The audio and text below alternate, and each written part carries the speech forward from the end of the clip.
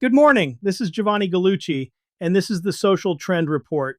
With me, like every Tuesday, Rachel Donovan. Morning, Giovanni. Glad to be here. 3 this week, none of them the thing your feed already beat to death. How people find you is leaving the search bar and moving into the chatbot.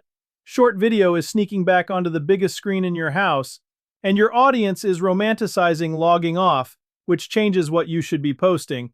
Let's go! Start here. Eddie pulled a cluster of coverage this week arguing the AI answer engines now decide who gets recommended, and they decide it by building a profile of you, your site, your reviews, what other people say about you. Google even filed a patent on teaching the model who you are. So it isn't matching keywords anymore. It's forming an opinion of you, the way a regular in a shop forms one. Then it repeats that opinion to everybody who asks. That's exactly it. And Travis had the number that makes it real.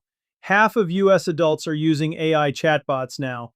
60% are reading the AI summary at the top before they ever scroll. A big slice of your discovery is happening in an answer your post never appears inside. Which sounds scary until you sit with it.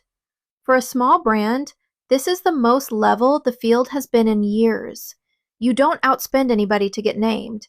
You just have to be the clearest thing in your category. That's the whole reframe. The model favors the operator with a real specialty over the generalist with a fat ad budget.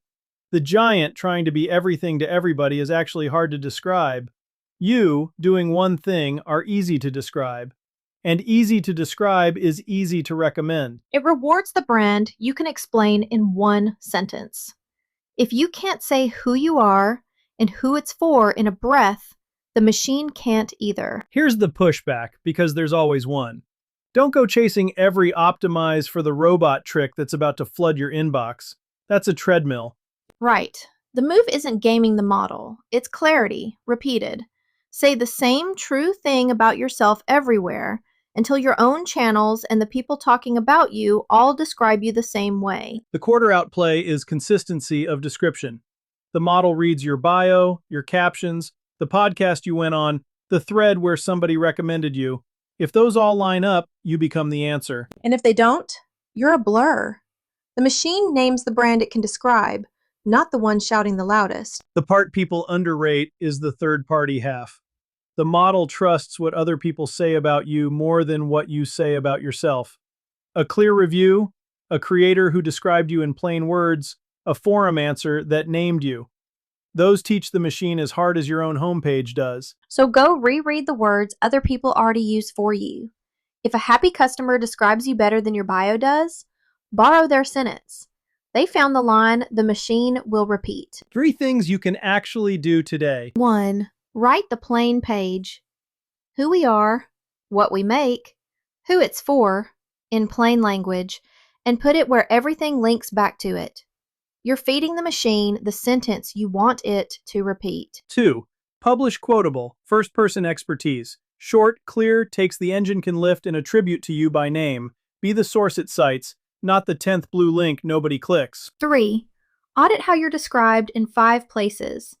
Your bio, your last 10 captions, a review, a podcast intro, a thread. Make them all say the same thing.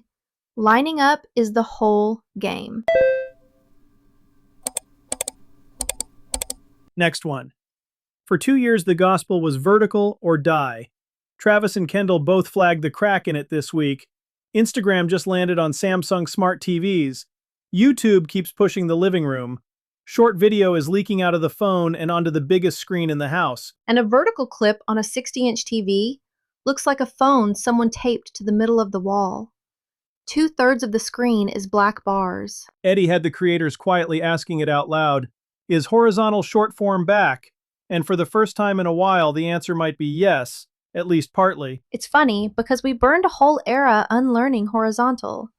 Now the screen that's growing is the one built for it. Here's the operator read. If a chunk of your audience watches on a TV, vertical only is leaving reach on the table. And almost nobody's shooting for that screen yet, so it's an early mover edge. The part I'd flag for anybody on a budget. This isn't shoot everything twice. That doubles your work for no promise. It's frame once so you can crop both ways. Say more on that, because that's the craft. When you shoot, Leave safe space around the action.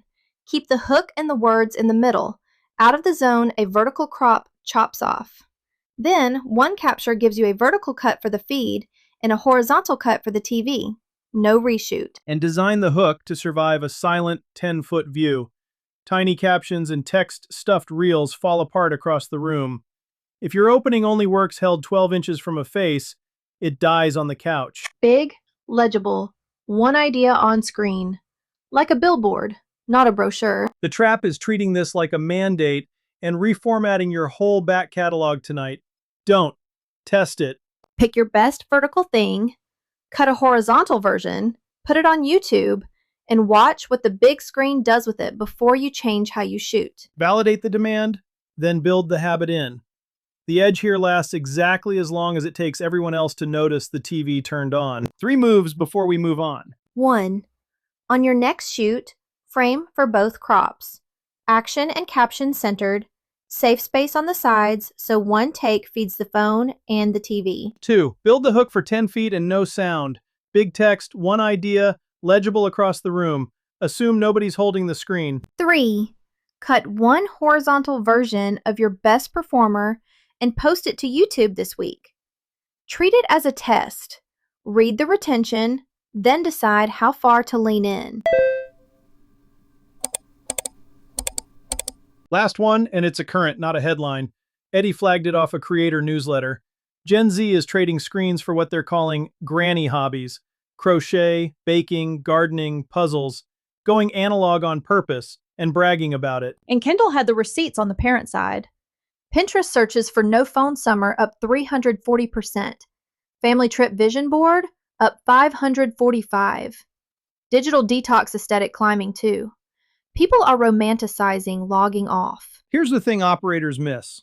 When your audience romanticizes going offline, the content that wins is content about the offline thing, not content about being online. The Sunday bake. The camp coffee at first light. The porch project with dirt under the nails. You're not selling the feature. You're selling the moment they wish they were having. And it cuts against everything the platforms trained us to do. The hyper-optimized, posted 11 times a day, every frame graded look suddenly reads as the thing people are tired of. Looser wins right now. A slightly imperfect clip of a real ritual beats a polished ad for the same product. The audience is craving the unoptimized version on purpose. Which is a gift for a small brand because looser is cheaper. You were never going to outproduce the big guys anyway. Now the audience is asking you not to. But here's the trap, and it's a real one. This is the easiest thing in the world to fake, and people punish a faked one fast. A staged candid reads as a commercial wearing flannel. So the bar is simple. It has to actually be true. Show a real ritual you actually do. If you have to art direct authenticity, you've already lost the room. The quarter out version. Pick the offline moment your brand naturally lives inside and make it your lane. The food brand owns the slow Sunday. The outdoor brand owns the screen-free morning. Own the moment, not the skew. The product just rides along inside a thing people already wish they were doing. And it pulls a community in because everybody wants to talk about the thing they're nostalgic for. Ask them what they're making offline and you'll get a comment section instead of crickets. And the nostalgia does the sharing for you.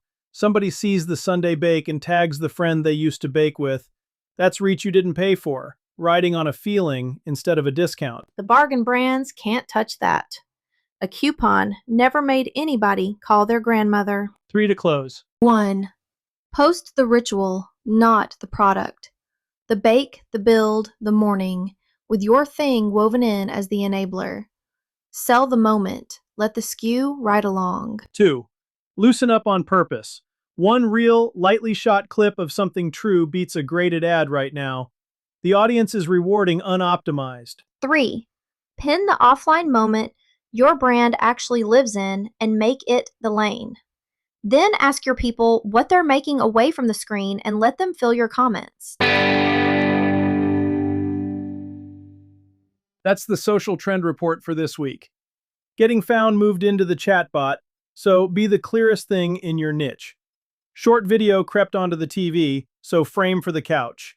And the log off became the content, So post the real thing, not the staged one. If you want help turning any of that into something real, that's the work Giovanni does every day. GallucciNet runs organic social and content strategy for brands that want a voice, not a template. Find me at GallucciNet. That's Gallucci, N-E-T. Rachel, thanks. Always. See everybody next Tuesday.